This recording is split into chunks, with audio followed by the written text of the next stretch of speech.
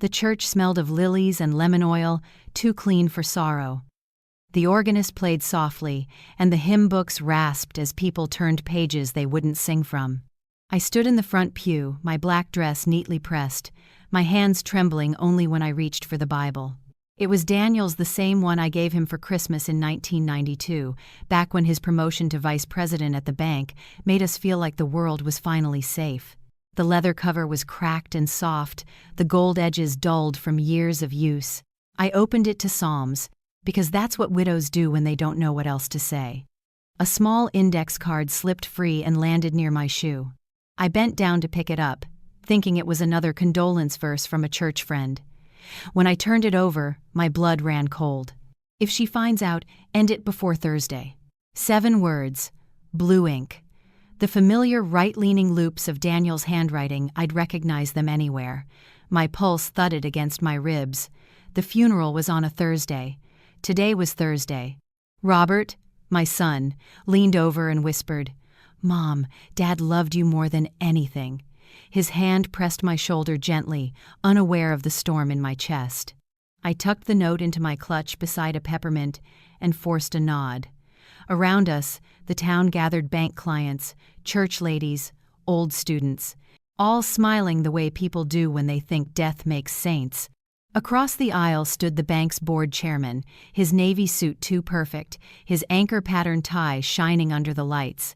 He gave me a slow nod, polite, practiced. I smiled back, though my lips had gone dry.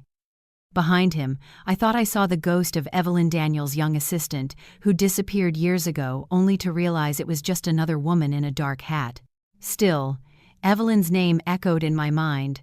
The last time I saw her was after choir rehearsal, her lipstick the color of pomegranate, her shoes left in the hallway after she left town. The pastor's voice brought me back. "Would you like to share a few words, Mrs. Whitaker?" he asked gently. "Tomorrow," I said, though no one had mentioned tomorrow. My voice came out too firm. I could feel eyes on me, pitying, guessing. I placed the Bible down, clutch trembling, and forced a calm smile. After the service, people pressed my hands, offered casseroles and condolences. "He was such a good man," they kept saying, as if repeating it could make it true. The board chairman shook my hand and said, "There'll be a quick meeting tomorrow to finalize the trust." His tone was polite, but I caught the impatience under it. Routine, he'd called it. That word always meant someone wanted me to sign something without asking questions. Robert promised to handle the papers. He was always loyal to his father, believing every word Daniel spoke. I didn't blame him. To everyone, Daniel was the pillar banker, deacon, coach, the kind of man whose obituary reads like scripture. But pillars can hide rot. At home that night, I set the Bible on my nightstand. The house felt too large, every creak an echo. The refrigerator hummed, the faucet dripped things Daniel had promised to fix. I sat on the edge of the bed, staring at the note. The handwriting was his. The meaning I couldn't grasp. If she finds out, end it before Thursday. Who was she? Me? Evelyn? And what was supposed to end? My mind refused to stop circling the words. I imagined Daniel sitting at his desk late at night, pen scratching paper, sweat darkening his collar. I imagined Evelyn finding something she shouldn't have. Or maybe she'd found me. In the mirror, my reflection looked older than 72. My hair, silver where it used to be gold, framed a face that had taught children for 40 years to trust the truth of words. Yet here I was, holding one I couldn't understand. I pressed it to my chest until the edges left a faint mark. A memory surfaced. Summer 2011. Detective Harris, once my prom date, now a tired-eyed man in a county badge, had come to the porch, asking if Daniel knew anything about irregularities at the bank. I remember Daniel laughing it off, saying it was just paperwork. Harris looked at me then, not him, and said, "If anything seems off, you call me." I never did. I made a pot roast instead. I took the note to the kitchen and laid it beside the salt shaker. The clock ticked toward 9. I poured tea I wouldn't drink and thought of Evelyn again. She'd been young, careful, loyal, and then gone. Her disappearance had been the kind of story the town talked about for a week before moving on. Daniel told me she'd eloped. I wanted to believe that. Maybe I needed to. Now I wasn't sure. I placed the note inside the Bible, then pulled it back out. If Daniel had wanted it hidden, why leave it there? If someone else had written it, why choose the Bible, the one I always opened? A chill moved through me. The ink was faint but not faded. It hadn't been there long. Outside, a dog barked, and a freight train moaned across the river. I thought of how Daniel used to count each whistle before rolling over in his sleep. He was a man who measured everything: budgets, golf strokes, blessings. I had measured too, but in smaller ways. The number of sandwiches packed, the birthdays forgotten, the promises postponed. I looked again at the note and whispered, "What did you do, Daniel?" The air didn't answer. The house, old and obedient, kept its silence. I climbed into bed but didn't close my eyes. Each time I tried, I saw Evelyn's shoes and Daniel's pen. I saw Thursday written like a deadline. My heart beat louder than the rain starting against the window. If she finds out, end it before Thursday. It didn't sound like my husband's voice.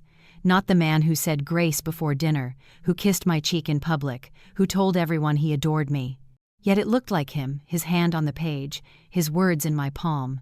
I reached for the lamp and turned it off. The room filled with shadows, thick and listening. I didn't pray, I just breathed and waited. And then the thought came, cold and certain.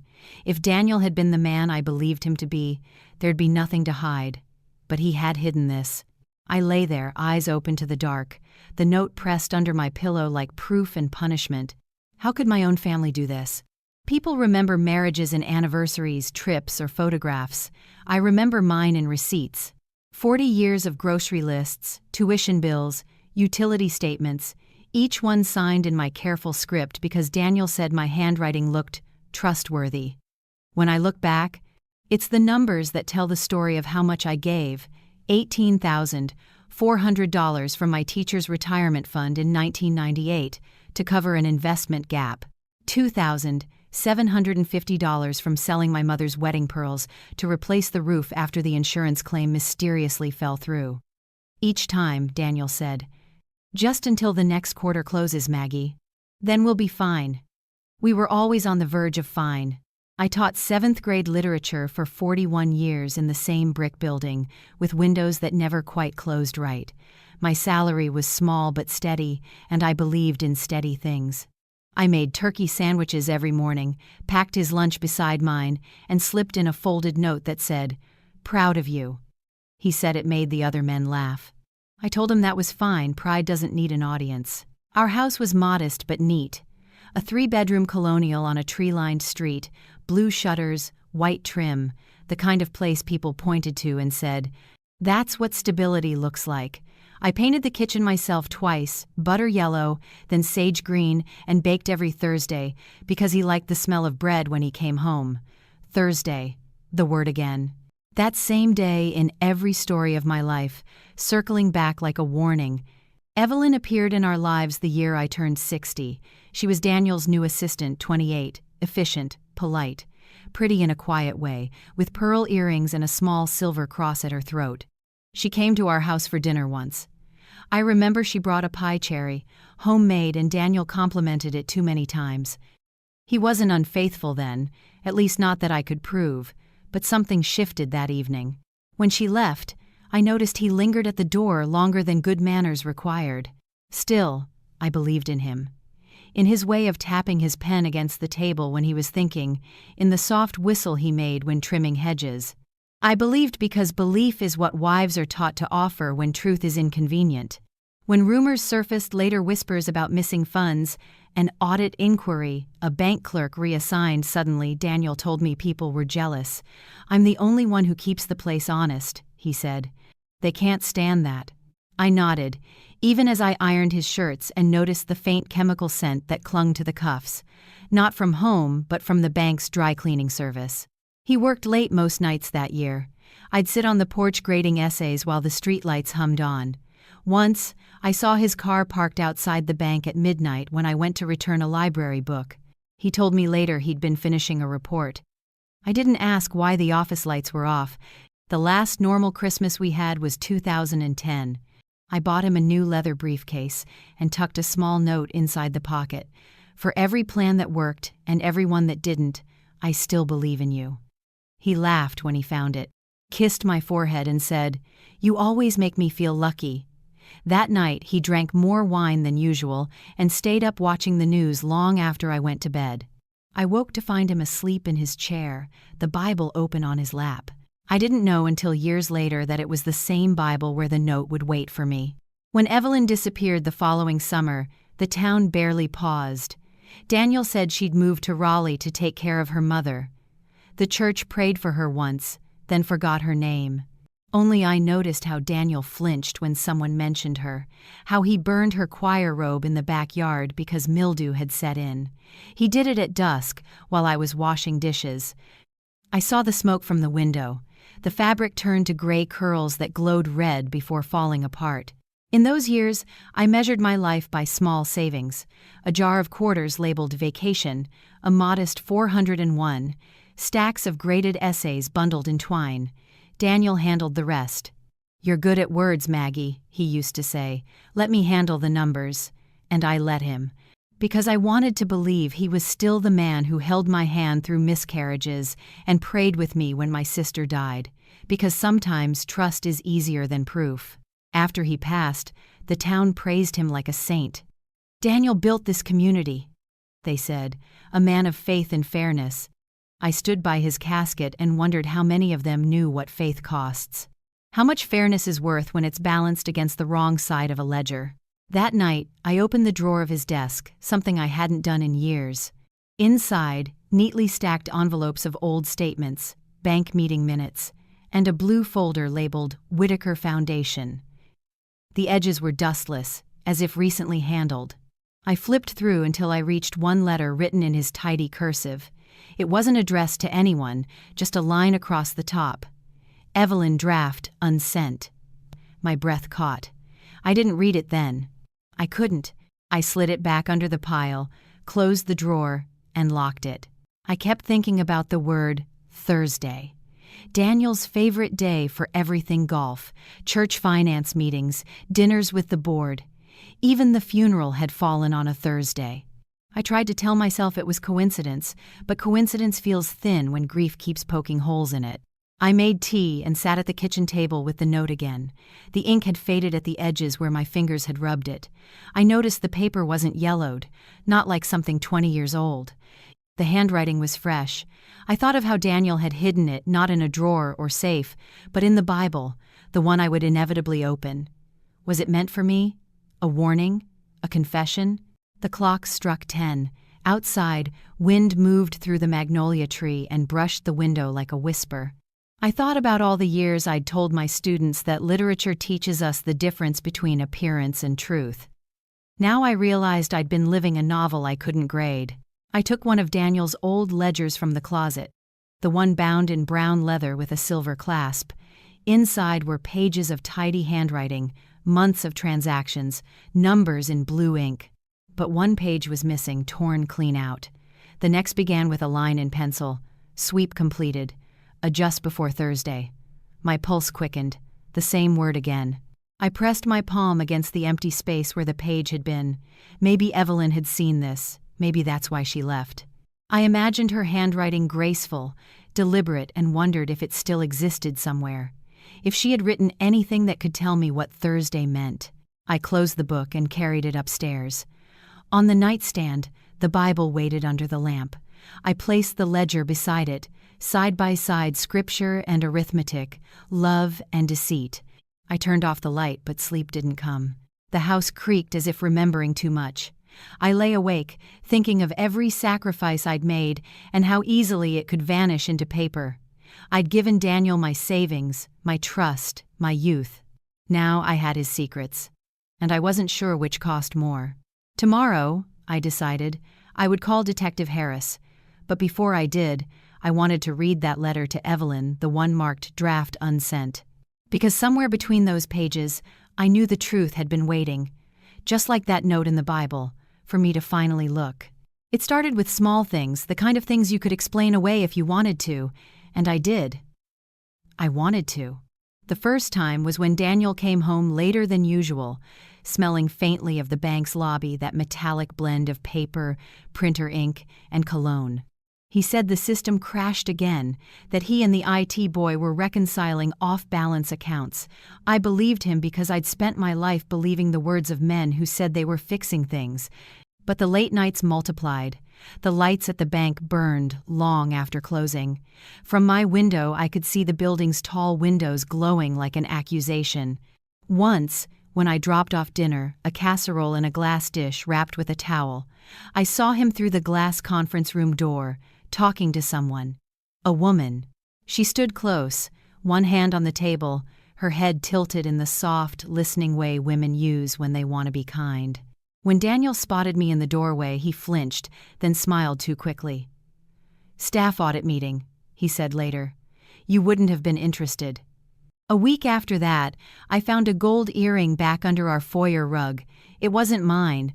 I kept it in a small glass jar above the sink where I used to collect buttons. Every time I washed dishes, it glittered like a question I couldn't ask. I told myself Evelyn was just a hard-working assistant, devoted like he said she was. Still, her name came up often. Evelyn filed this, Evelyn fixed that, Evelyn caught an error. He spoke her name like a charm. I told myself to be grateful that he respected capable women, but gratitude curdled into something else when she stopped coming to church. Then there was the ledger. A brown, buckled volume Daniel kept locked in his study. I wasn't supposed to touch it, he said. It held confidential client data. But one morning, dusting the desk while he showered, I noticed the strap unbuckled. The first page was filled with neat columns of figures, all even, all balanced. The second showed a pattern of withdrawals: $2,100, $2,050, $1,900, repeating every Thursday. The same day again. I remember running my finger down the page and whispering the word under my breath like it might explain itself Thursday. When I asked Daniel about it that evening, he said it was an automated sweep. Then he laughed and kissed my forehead. "You really should have worked in finance, Maggie." That night, I dreamed of numbers raining from the ceiling like confetti, falling faster and faster until I couldn't breathe. Weeks later, a letter arrived addressed to the estate of Daniel Whitaker. I assumed it was another condolence note, but when I opened it, I found only a single sheet of paper with no sender name. It read, in typed text, "Ask about July 2011. There was no signature, no return address. I folded it in half and hid it between the pages of my old yearbook, just above my picture in the faculty section. The date struck me 2011. The same summer Evelyn disappeared. The same year Detective Harris had come to our porch asking questions. He'd said then it was just a routine inquiry, but I remembered his eyes. They were the kind that have seen enough of people's worst truths to recognize another one coming. I found his old card in my desk drawer. Detective William Harris, County Financial Crimes Division. The corner was bent, the ink fading. I thought of calling him that night but didn't. I wasn't ready for confirmation. I just needed one more reason to stop pretending. That reason came a few days later. Robert visited to help with the bills. He'd taken over sorting the estate documents, though he wasn't much better with numbers than I was. While looking through a stack of bank statements, he frowned. "Mom, did Dad have a secondary account at Melrose Savings?" I shook my head. "No, everything was at First County." "Why?" He hesitated. "Because there are transfers from First County to Melrose under your name. Regular ones." "My name?" I asked. "Yeah, Maggie L. Whitaker. Look." He slid the paper toward me. The print was faint but legible, $1,200 every Thursday. I stared until the figures blurred. "Maybe he was saving something for you," Robert said, smiling the nervous smile of a boy caught between comfort and doubt. "Dad liked surprises." He did, but not the kind that left fingerprints on ledgers and earring backs under rugs. That night, I couldn't sleep. I walked through the house with a flashlight, opening drawers as if the answers might hide in silverware or linen. I ended up in his study again. The clock on the wall ticked toward midnight, each second louder than the last. The ledger was gone from its usual place. In its spot lay a single folded sheet. My stomach tightened when I opened it. It wasn't a ledger page this time, but a copy of a bank memo. Client sweep batch C pending approval. Hold until Thursday. The signature at the bottom was Daniel's. Underneath, in smaller writing, another hand had scrawled, "Check Evelyn's report before signing." The handwriting was faint, the ink lighter as though the person who wrote it didn't want to be seen. I traced the letters with my finger. It wasn't Daniel's handwriting. It looked feminine, smaller, rounder. For a long moment I stood still, the sound of the clock beating like a pulse. When I placed the note down, my hand brushed against something tucked behind a row of books, a small, flat envelope. Inside was a photo from a church picnic. Daniel, smiling too broadly, standing beside Evelyn. His hand hovered near her shoulder, not quite touching, but near enough to make me flinch. On the back, in my own handwriting, I'd written the date. July 2011, the same date on the anonymous letter. The same date in the memo. I set the photo beside the open Bible on the desk and whispered, "What happened that summer, Daniel?" The room gave no answer, only the faint sound of cicadas from the trees outside, and the slow, steady drip of the faucet I'd been meaning to fix since spring. I knew then that whatever had started with Evelyn hadn't ended when she disappeared. It had just gone quiet. Before going to bed, I locked Daniel's study door. I told myself it was for privacy, but the truth was simpler. I was afraid of what else I might find. When I finally lay down, I could feel the weight of the hidden things pressing through the floorboards: money, lies, missing pages. Somewhere in those numbers was the reason Evelyn vanished. Somewhere was the reason Daniel left me that note in his Bible. Sleep came fitfully, full of strange images. A Bible page bleeding ink, a clock striking Thursday again and again, Evelyn's face turning toward me, her lips forming words I couldn't hear. By dawn, I had made up my mind. I would stop being the polite widow who waited for permission to ask questions. I would find Harris. I would find out what happened in July 2011. Because something was still unfinished. And whatever it was, I was done pretending not to see it. The first Monday after that decision, I drove to the bank. The building sat squat and self-satisfied at the edge of Main Street, all glass and brick, like a promise that money made everything transparent. I parked in Daniel's old spot, the one marked Vice President Emeritus. It felt both defiant and absurd. The receptionist, a young woman with too much eyeliner and too little patience, smiled politely when she saw me. "Mrs. Whitaker, I'm so sorry for your loss," she said. "Do you have an appointment?" "No," I replied, "but I believe I should speak with Mr. Palmer." Palmer was the chairman, Daniel's oldest friend, the man who once toasted our anniversary with a grin that lingered too long on my shoulder. She hesitated, then picked up the phone. Within minutes, a junior associate appeared, a man too young to have calluses from guilt. "Right this way, ma'am." The boardroom smelled of toner, lemon polish, and the faint sharpness of coffee that had been reheated one too many times. Palmer stood by the window, hands clasped behind his back, framed by the skyline like a painting of authority. "Margaret," he said warmly, "how are you holding up?" "I've been better," I answered, and laid my purse on the table. "There's something I need to ask you." "Of course." "What happened in July 2011? The question startled him. His smile froze, then rearranged itself into the kind that bankers practice in mirrors. "I'm not sure what you mean." "I think you are," I said softly. "I found a memo in Daniel's study, something about a client sweep, a hold until Thursday." Palmer exhaled through his nose, long and slow. "Margaret, I'm sure whatever you found was internal jargon. Your husband handled complex transfers. It's easy to misread those things." I looked at him the way I used to look at students caught cheating, calm, direct, unwilling to pretend. I've taught literature for 40 years. I know when words hide meaning. He shifted, his cufflinks winking in the fluorescent light. "Is this really necessary?" "Yes," I said. "I'm not leaving until I understand what Daniel was involved in and what happened to Evelyn Hart." That name cracked something in his composure. He turned toward the window. "You shouldn't drag up old rumors," he said finally. "It won't bring peace."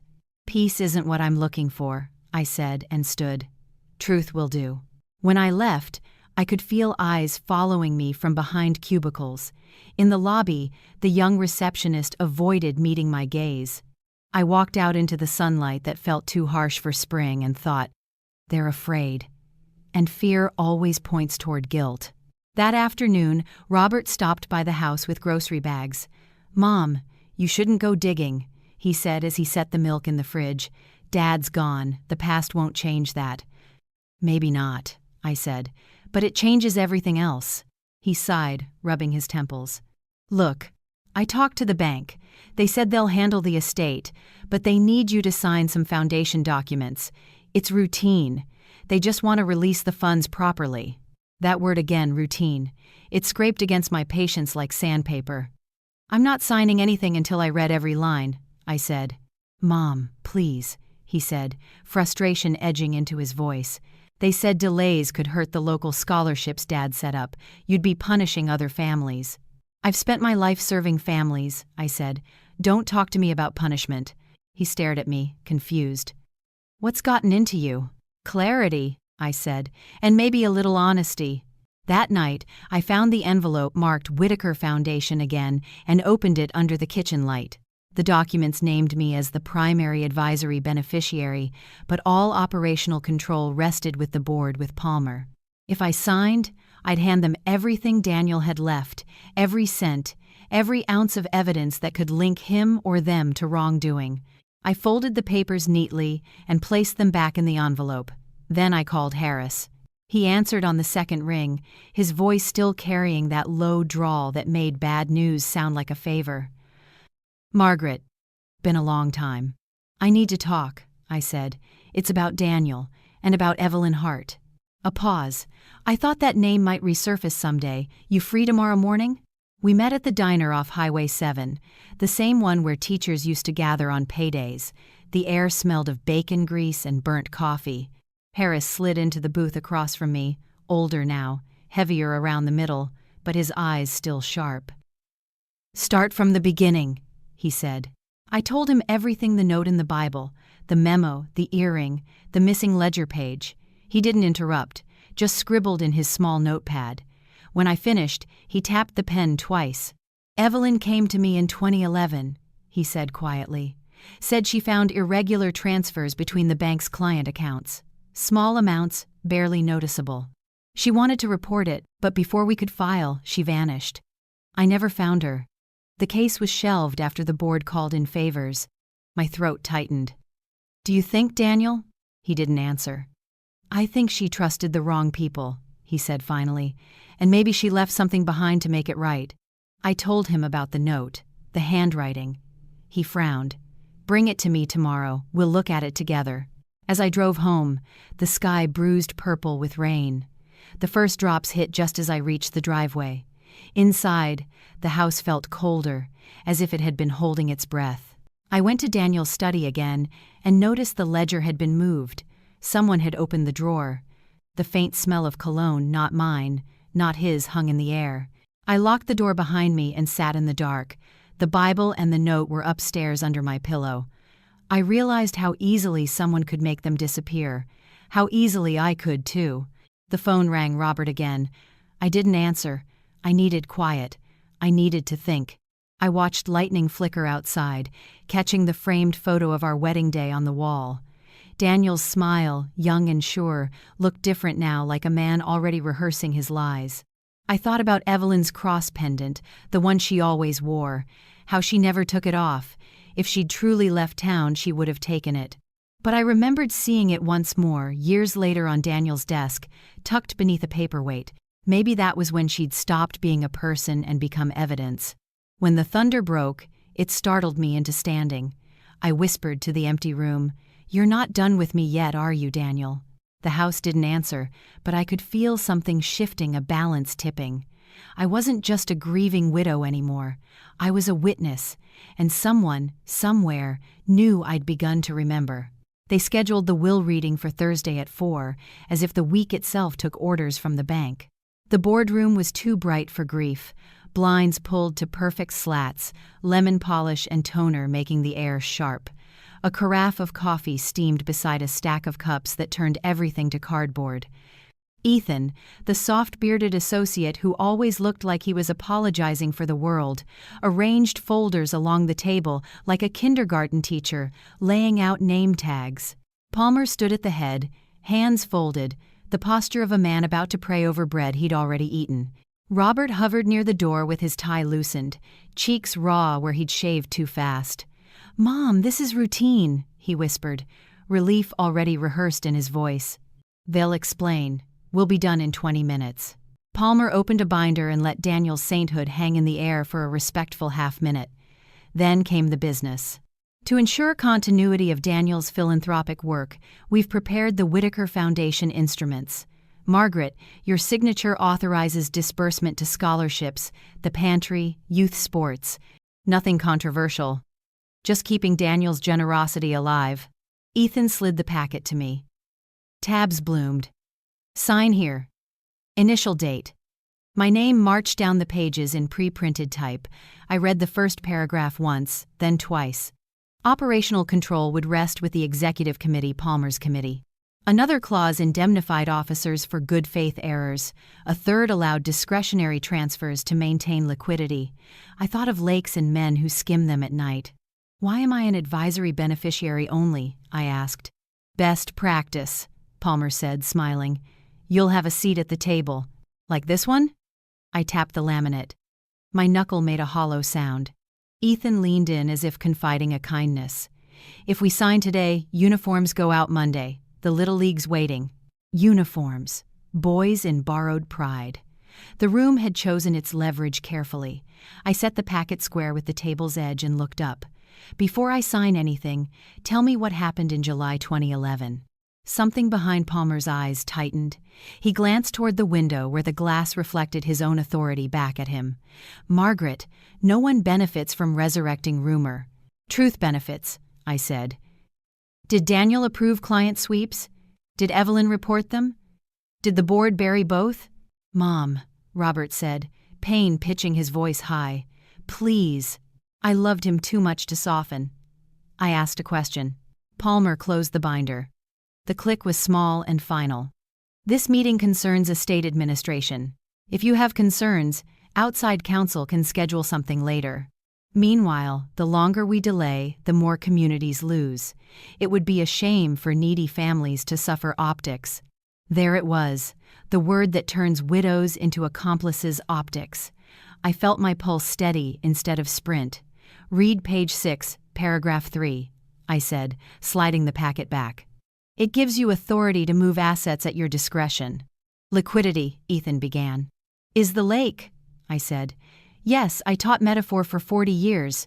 A church acquaintance breezed in on cue, pearls bright, smile powdered. "We're praying for your peace, Margaret. Daniel took such good care of you." Her hand patted mine in practiced compassion, the kind that presses people into silence.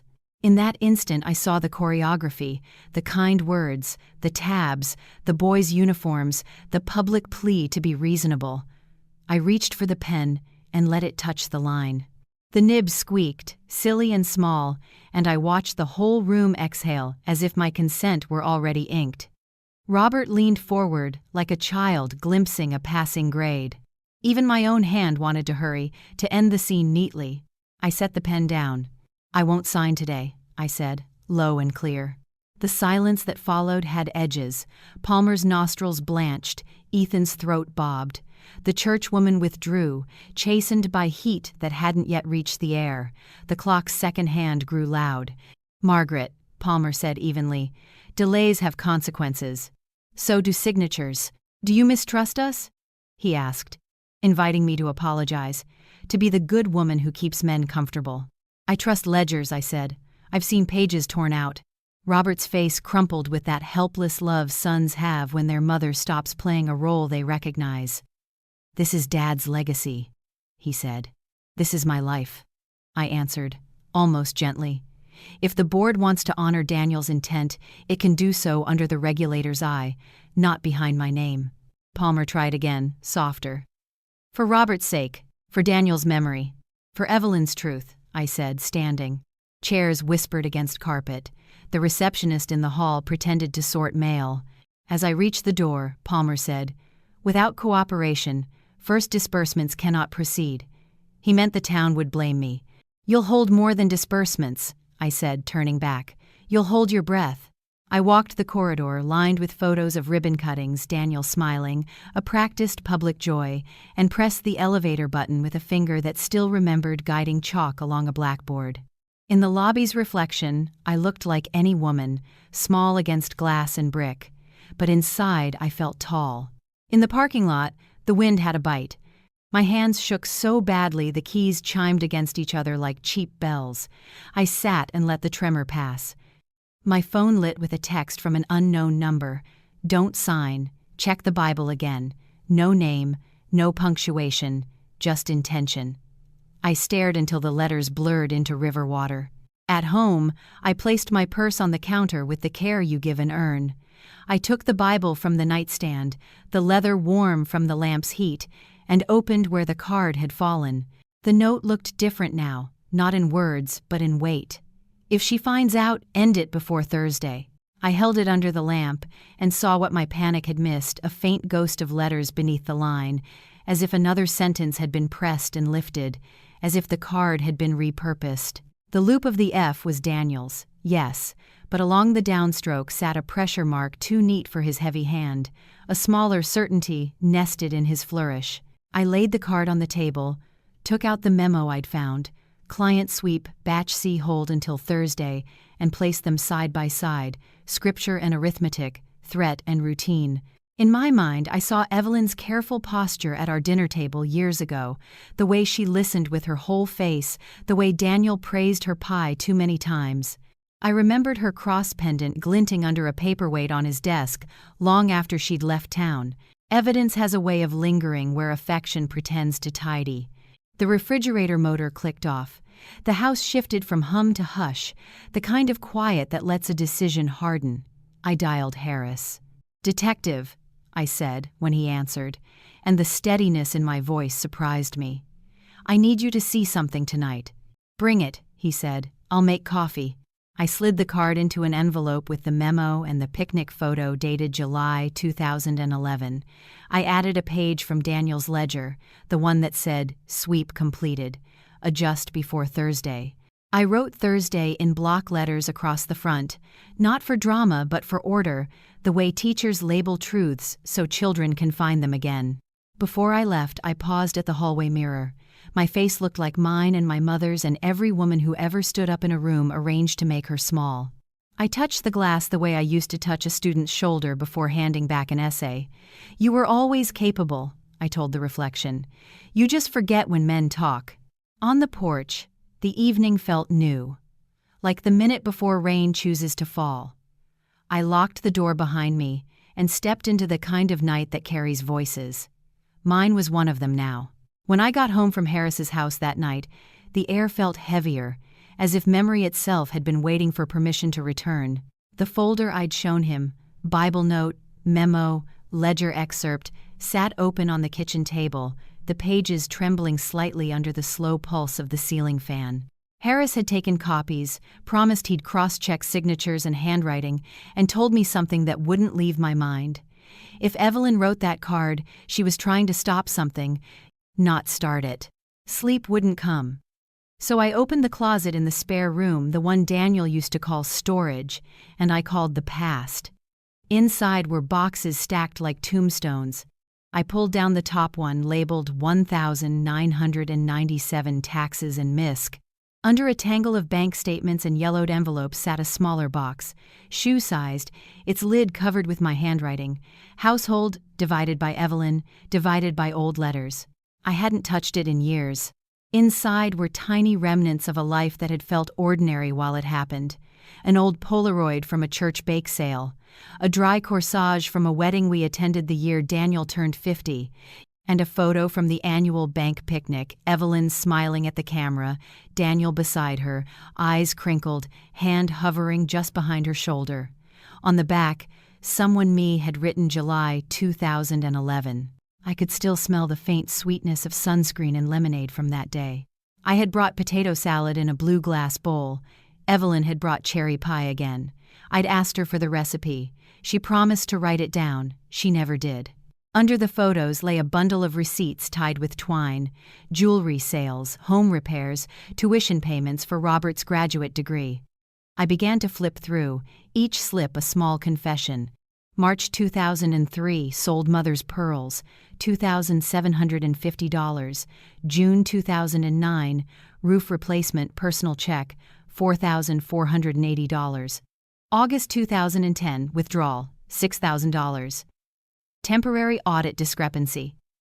I whispered the amounts like prayers. Every line was a moment I'd chosen trust over doubt. Further down, folded into quarters, was a copy of Daniel's handwriting on school stationery, my stationery scribbled with sums. Shortfall $18,400. Maggie's annuity covers gap. Reconcile by Q3. I felt my throat close. I had thought that money long replaced, alone within love, but on the bottom edge, faint pencil marks in smaller loops caught my eye. Tell her before Thursday. The same pattern again. Thursday, always Thursday. I sank into the armchair and let memory spool backward. The year 2011 rose clear as smoke. It was the hottest summer in 20 years. The air itself buzzed. The bank's air conditioning failed twice, and Daniel came home reeking of coffee and stress. He started locking his briefcase even inside the house. When I asked, he smiled and said, "Trade secrets." He was restless at night, pacing, phone lighting, his face blue. I remember one Thursday morning when he left before sunrise. I watched from the window as his taillights disappeared down the street. By noon, the police cars were parked outside the bank. I'd been grading essays when the call came. Evelyn had gone missing, left work mid-morning, purse and phone behind. Daniel told me later that she'd been unstable, that her mother was ill, that she'd probably run off to Raleigh. Everyone accepted it. The papers printed a short notice, 2 paragraphs between the weather and the obituaries. But I remember standing in our kitchen, her recipe card half written on the counter, the smell of cinnamon still faint on her handwriting. That evening, Daniel came home late, shirt wrinkled, eyes bloodshot. I asked what had happened. "She left," he said flatly. "It's sad, but it's done." I asked if she'd said goodbye. She didn't owe me one. The next morning he burned her choir robe in the backyard. I remember the smell, synthetic fabric, and something else, a sweetness that made my stomach twist. When I asked why, he said mildew had ruined it, but it hadn't rained in weeks. After that, we never spoke her name again. The church replaced her alto part quietly, and by autumn she was a rumor people stopped repeating. Now, years later, sitting in that same kitchen, I realized I had been complicit in forgetting. I'd helped bury her beneath politeness and casseroles. I pulled another box from the closet, labeled Daniel, Personal. Inside were old ledgers, the kind with brass corners and lined pages. One had a torn edge where a page had been removed. On the next sheet, in Daniel's neat pen, was the phrase, "Sweep completed, adjust before Thursday." In the margin, another faint line in lighter ink, "Check E's report. E. Evelyn." I pressed my thumb against the page, feeling for indentations. The pressure marks ran deeper than Daniel's usual strokes. Someone had written over his words later, almost carving them in. I carried the ledger to the table, comparing the loops to the card from the Bible. The faint underletters matched the same careful curves, the same smaller hand, Evelyn's hand. She must have seen his ledger, his memos, his pattern of Thursday sweeps. Maybe she realized what he was doing, transferring small sums across client accounts, hiding them under routine maintenance. Maybe she confronted him. And maybe, before she disappeared, she left the only warning she could. That card in the Bible. If she finds out, end it before Thursday. End what? The sweeps? The fraud? The lie? Or her own life? I thought of the night Daniel came home trembling, sweat beading under his collar. He told me a dog chased him on his walk. But later, I found a scrape on his wrist and a torn corner of paper in his pocket ledger paper. I had thrown it away without reading. I pressed my palm against the table until my hand stopped shaking. For the first time in months, maybe years, I said her name aloud. "Evelyn." It came out soft but certain, like lighting a candle in a dark room. I turned to the window. Dawn was coming slow and pink, brushing the magnolia leaves outside. I thought of all the Thursdays that had passed, each one an invisible boundary between ignorance and awareness. Maybe Evelyn had tried to cross it for me. Maybe she had given her life to warn me. I opened the Bible again. A slip of paper I hadn't noticed before was tucked between the back pages, thin, brittle, almost translucent. My pulse kicked. It wasn't Daniel's handwriting or mine. It was Evelyn's. Just 2 words: check, ledger. I exhaled through a laugh that was half sob. The message had waited for 14 years. I gathered every piece, card, memo, ledger, note, and placed them into a manila folder. On the cover I wrote Evelyn's truth. My hands no longer trembled. When Robert called that morning, asking if I'd reconsidered signing, I told him gently, no, not until I finished reading the rest of the story. He didn't understand what I meant, but someday he would. Before hanging up, I looked once more at the card's indentation, at the ghost line beneath Daniel's handwriting. It wasn't a command, it was a plea. Evelyn had written the note. She had seen the danger. She hadn't been warning Daniel. She had been warning me, and now I understood. I closed the folder and said softly to the empty kitchen, I see it, Evelyn. I see it all.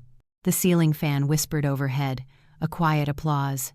Outside, the morning light turned the magnolia leaves silver. For the first time since Daniel's funeral, I felt something close to peace, but not the kind that ends things, the kind that prepares you for what comes next. Tomorrow, I would meet Harris again, and this time I would bring every truth the past still owed me. Harris's kitchen smelled of burnt coffee and old paper. He'd cleared a space at the table between a butter cookie tin and a stack of files, the kind of clutter only men who live alone accumulate. Morning light cut through the blinds in pale stripes, landing across the folder I carried pressed against my chest.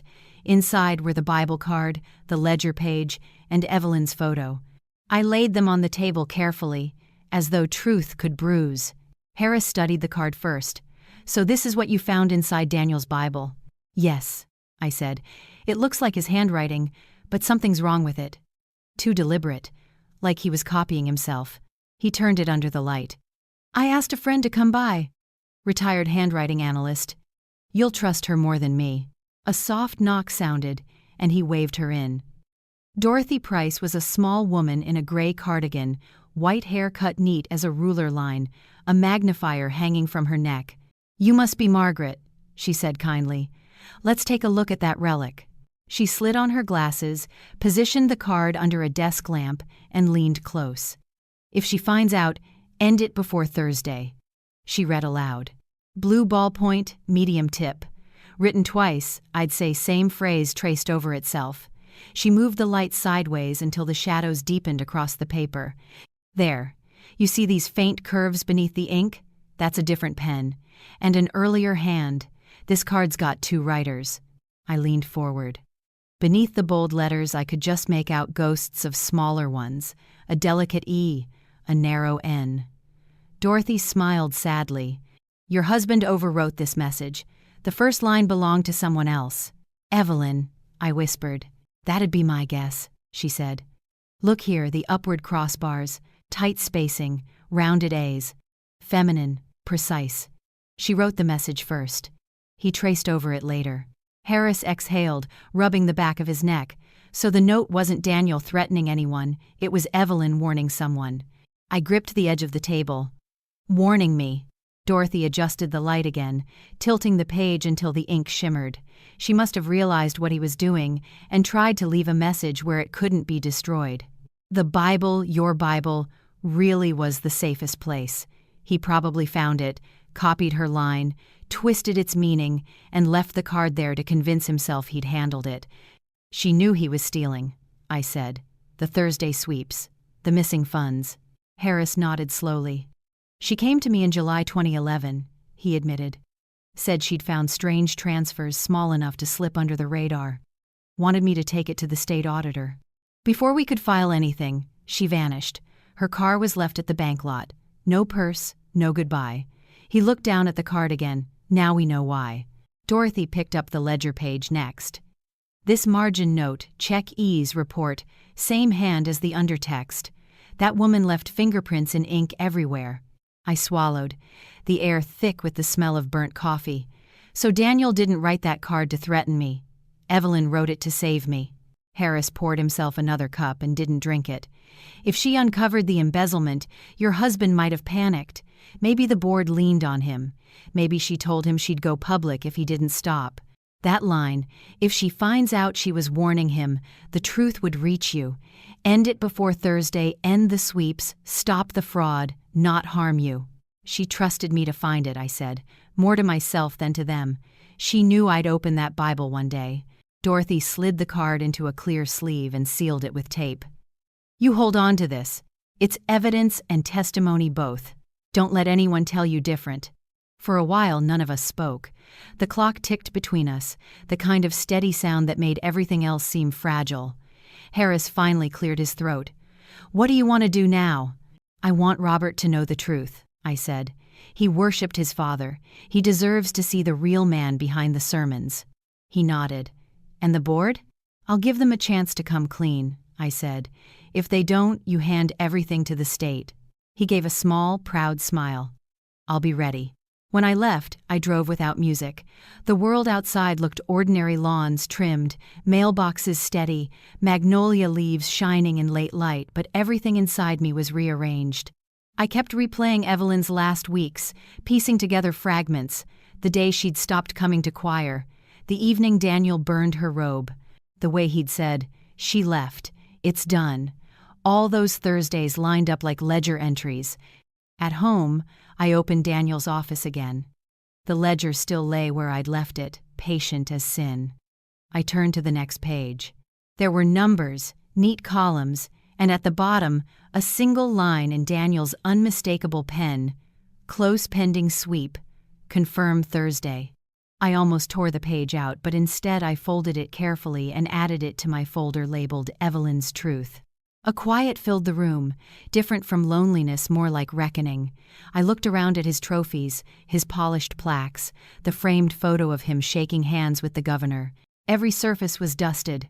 I realized I'd been keeping his memory clean so no one else would have to see the dirt. I took the Bible from the shelf and opened to the page where the card had rested. The indentation was still there, faint but firm. Evelyn's voice, pressed into scripture. I touched it and whispered, "I found it. You can rest now." Then I noticed something new.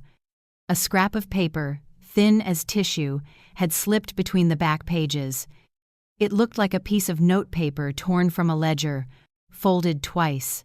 My heart stumbled as I opened it. The handwriting was Evelyn's again, smaller this time, hurried. "Tell Margaret, before it's too late." I sat down hard, both hands over my mouth. The note must have been trapped there all these years, hidden behind the card. The house creaked, as if acknowledging it. I rose slowly, went to the window, and looked out over the yard. The sky was the color of pewter, low and waiting. "Thank you," I whispered. "I'm listening now." When the phone rang, it was Robert. "Mom, I've been thinking. Maybe I should look at those foundation papers again. Something feels off." Relief swept through me so fierce it hurt. "Come over tonight," I said. "There's something I need to show you." After I hung up, I made tea, set 2 cups on the table, and laid the Bible beside them. In the envelope marked Evelyn's Truth, I placed the card, the ledger copy, and the new note. The folder had weight now, not just paper, but justice. For the first time, I felt ready. The story that began as betrayal had become something else entirely, a warning that survived its messenger. When the clock struck 6, thunder rumbled far away, low and steady. I waited for my son, for the conversation that would finally end Daniel's version of our lives. Outside, the magnolia branches bent under the wind, leaves flashing their pale undersides like open palms. I looked at the Bible, at Evelyn's careful words, and said softly, "You did save me." Then I waited for the knock that would begin the rest of my truth. The night after Robert came, the air hung thick with rain.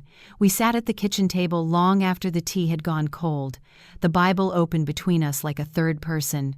I slid the envelope labeled Evelyn's Truth across the table. He looked at it as if it might bite. "Mom," he said quietly, Whatever this is, are you sure you want to know? I already know, I said. Now you need to.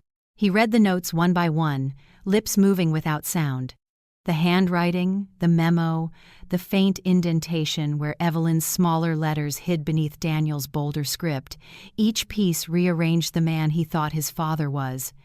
When he reached the line, "Tell Margaret before it's too late," his face crumpled.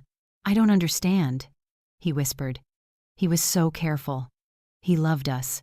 He loved his reputation more, I said gently. But Evelyn, she tried to stop it. She saved me from becoming his silence. For a long moment, he said nothing. Then, softly, "What do we do now?" It was the first time I'd heard him say "we" in months. "We finish what she started," I said. That night I couldn't sleep, so I made lists, the teacher's cure for chaos.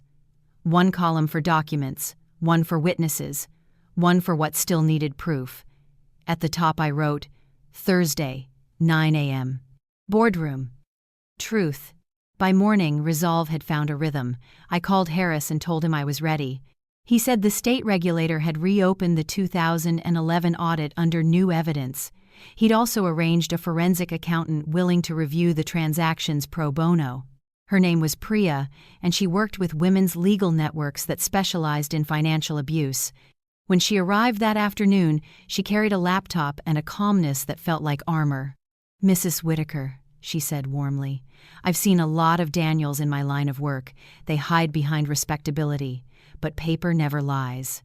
She scanned the ledger copies, typed quickly, cross-referencing the old bank statements I'd kept. "See these transfers?"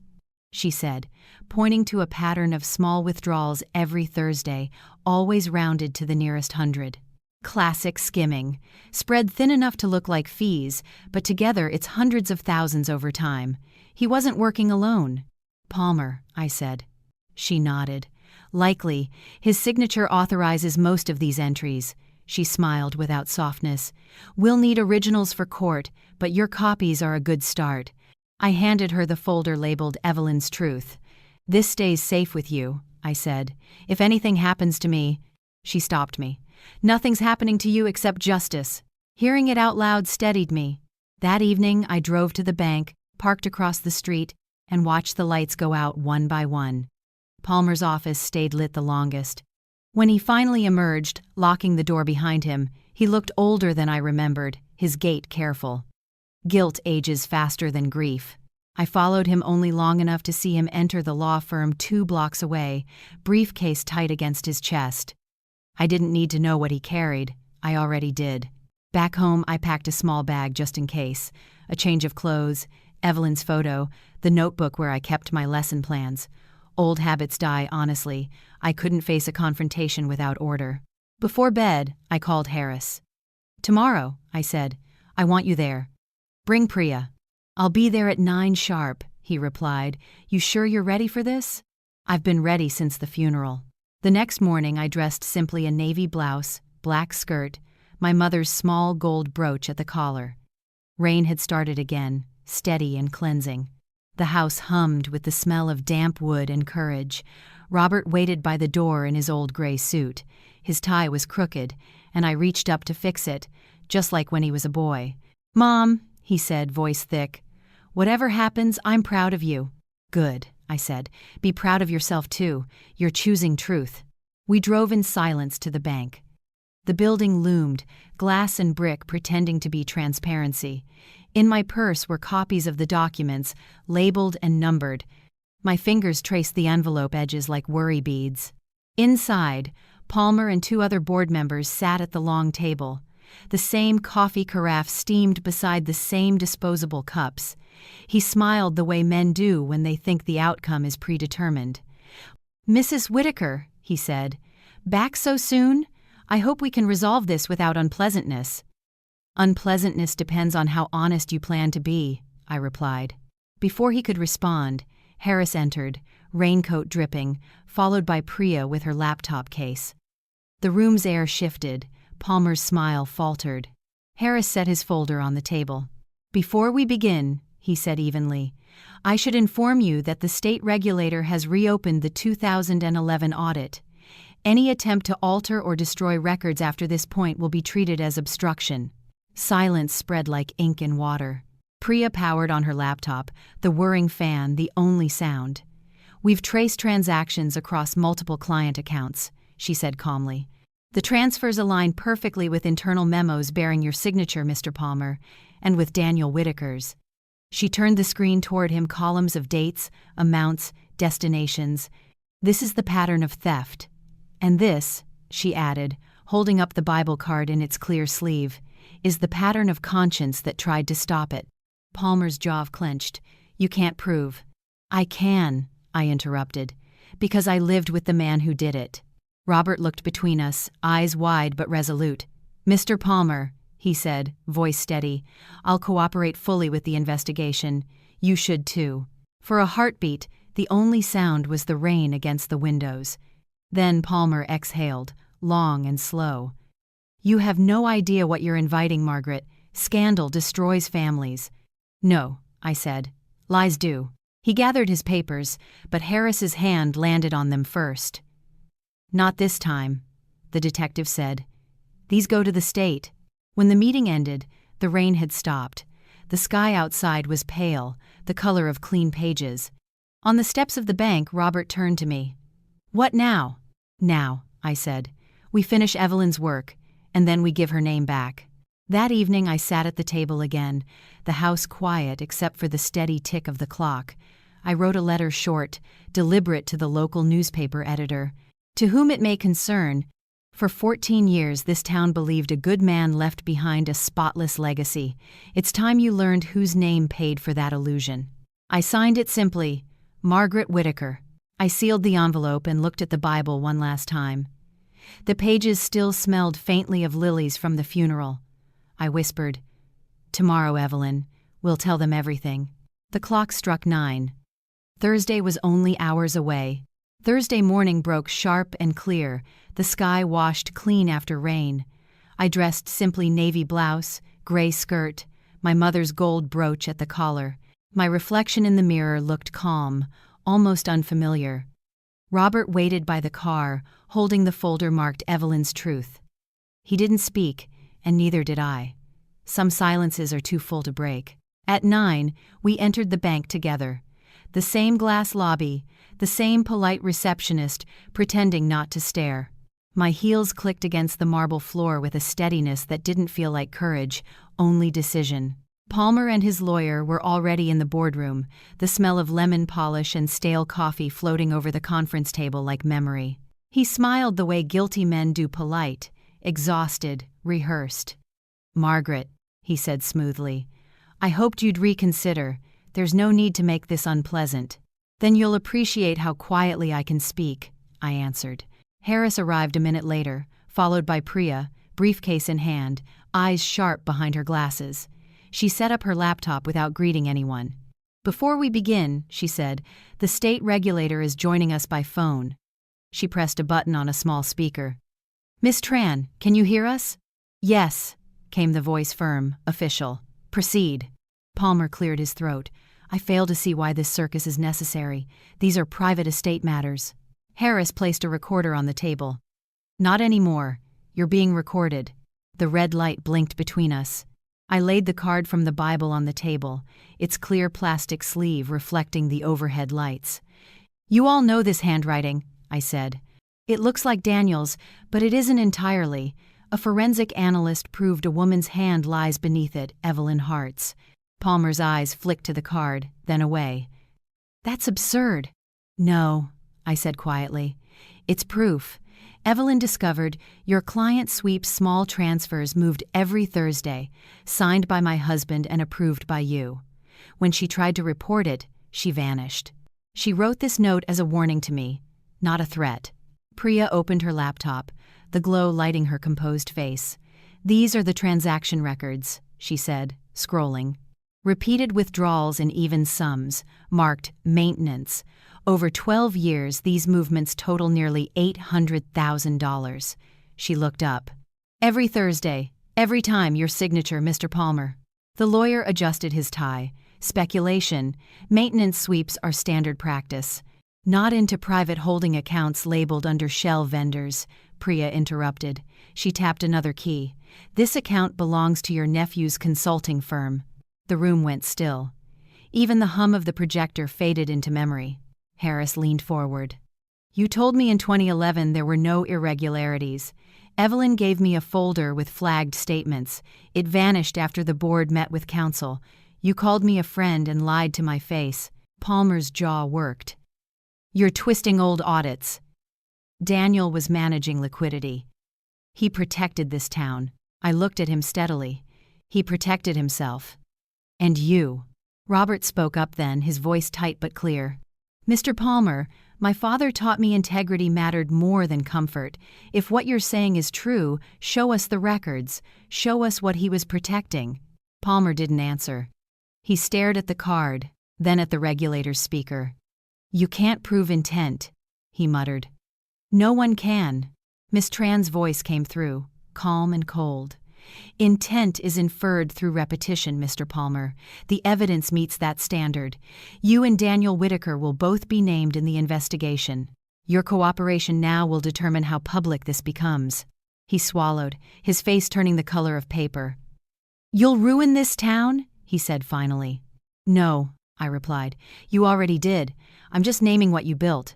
Harris slid an envelope across the table. These are copies of statements you altered after 2011. We traced the edits to your credentials. The lawyer started to protest, but Palmer's hand shot up. For the first time since I'd known him, he looked small, just an old man who'd confused power with permanence. What do you want from me, Margaret? He asked. The truth, I said. And Evelyn's name cleared. You'll admit she told the truth before you erased her. The foundation money will be redirected to a women's shelter. Her shelter. He exhaled, long and hollow. You'll destroy Daniel's reputation.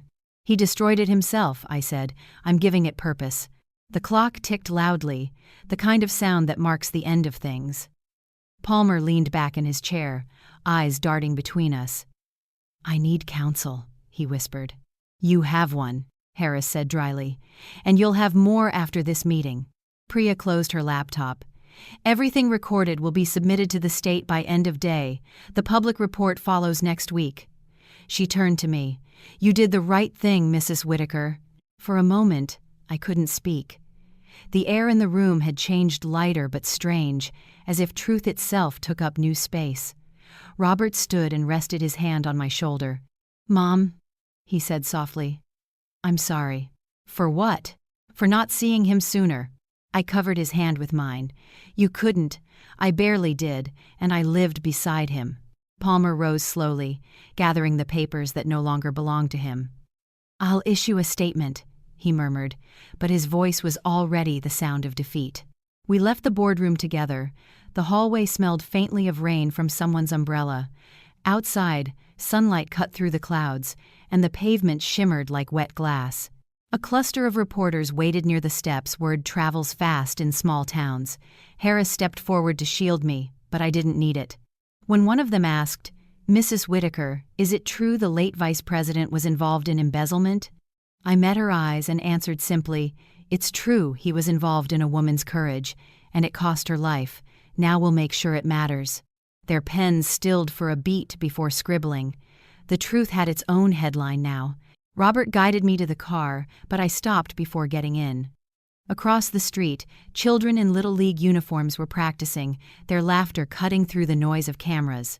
One boy's jersey read Whitaker Insurance.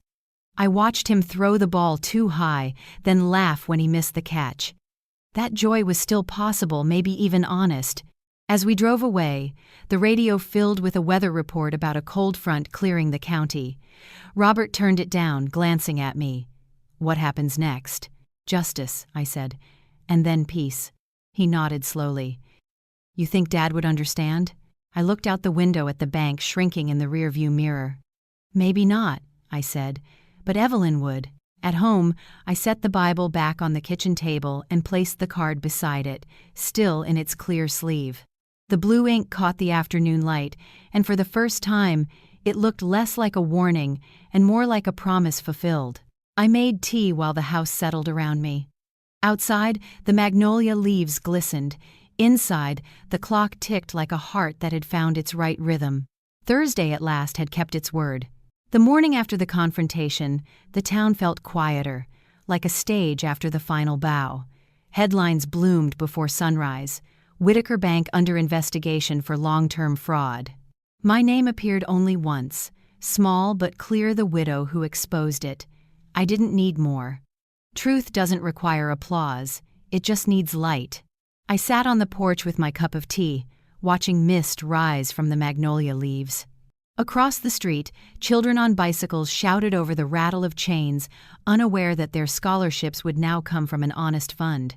Somewhere downtown, Palmer was likely rehearsing his statement, crafting a sentence that would use words like mismanagement and oversight instead of theft. I hoped his conscience would keep him company. Robert joined me, 2 steaming mugs in hand. He hadn't shaved, his eyes red from another sleepless night, but something softer had replaced his grief.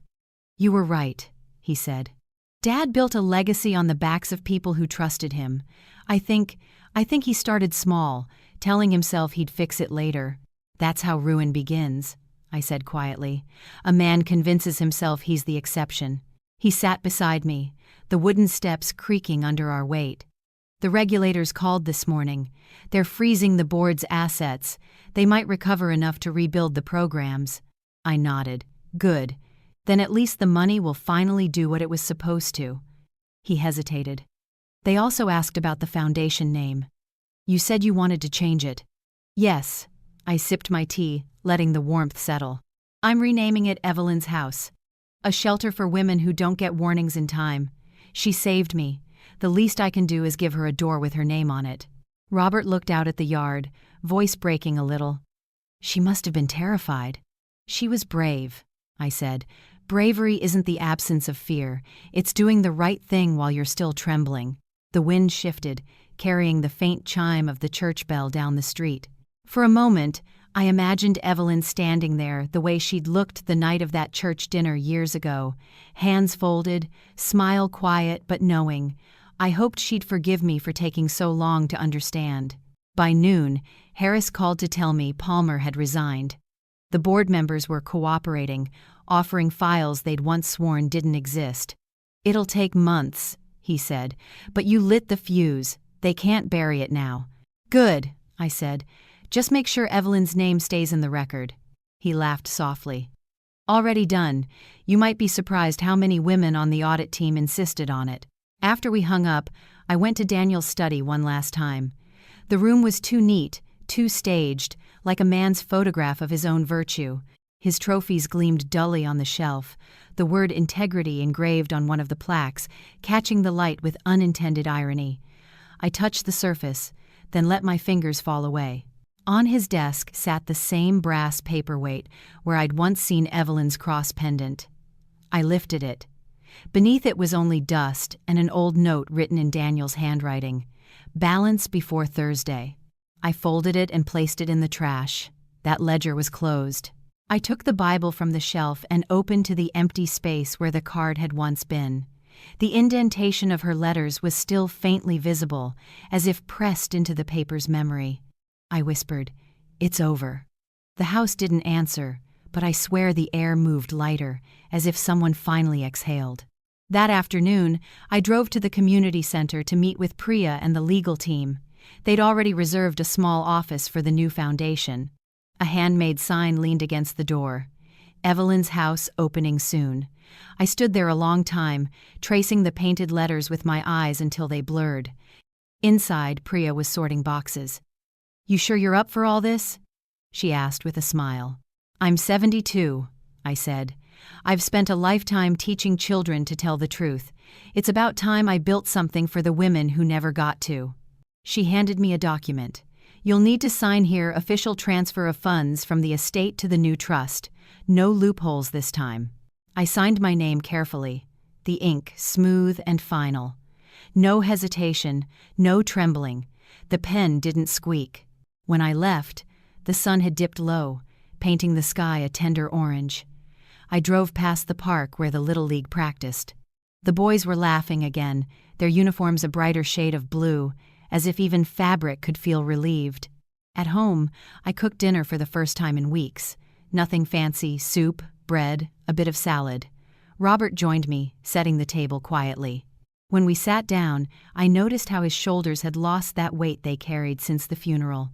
Between us on the table was the old Bible, its leather now soft from years of use and grief. We ate mostly in silence.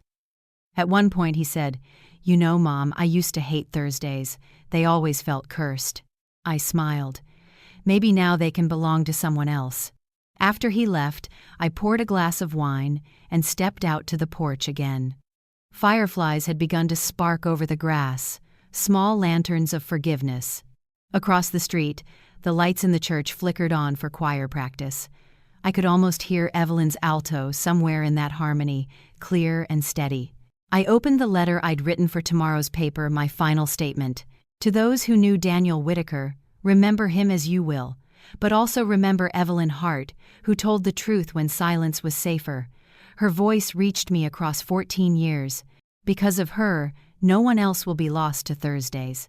I sealed it, placed it by the door for the morning mail, and returned to the chair with my tea. For the first time in a long while, I let my mind rest. The storm had passed. The house no longer listened for ghosts. Somewhere beyond the trees, a train horn echoed faintly.